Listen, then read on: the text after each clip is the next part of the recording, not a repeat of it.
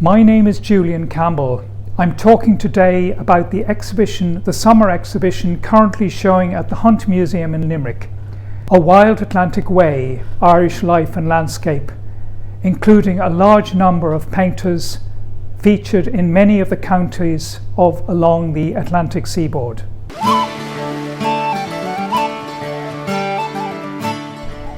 County Donegal in the northwest of Ireland also attracted a number of artists in the 19th century, 20th century up to the present day. Amongst these was Nathaniel Hone, one of the great landscape painters of the 19th and early 20th centuries. He had earlier painted at Kilkee and along the coast of County Clare. He was fascinated by rock formations, stormy seas, and breaking waves, and he painted in a very vigorous, free way. And this little painting of waves and rocks in Bundoran in County Donegal almost looks as if it's painted very quickly there and there in the open air, which perhaps it is. It's painted on a fragment of canvas which is mounted on board. But within this simple picture, Hone really captures the feeling of being by the sea in the open air. One of the most interesting and original 20th century artists in the west of Ireland is County Donegal artist James Dixon, in the fact that he was a native Tory Islander who didn't have a background in art. He witnessed a visiting artist, an English artist called Derek Hill, painting on the island, and James Dixon was intrigued and began to paint himself.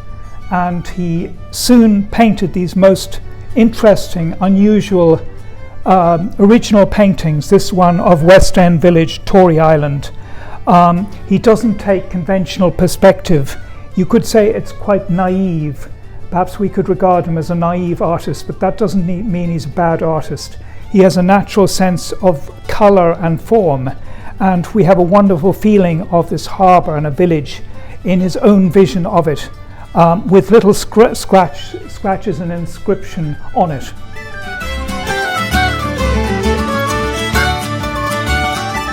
One of the artists who visited and fell in love with County Donegal was Derek Hill, an English artist who was also a portraitist and a landscapist, but visited Ireland, befriended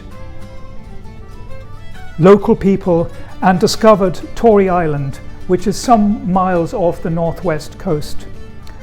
This remarkable tall picture of a Tory gully shows a dramatic cliff or sea cave with an almost aerial perspective looking down, and he captures so well the dramatic coastline of the west of Ireland with its cliffs, islands and sea caves and breaking waves.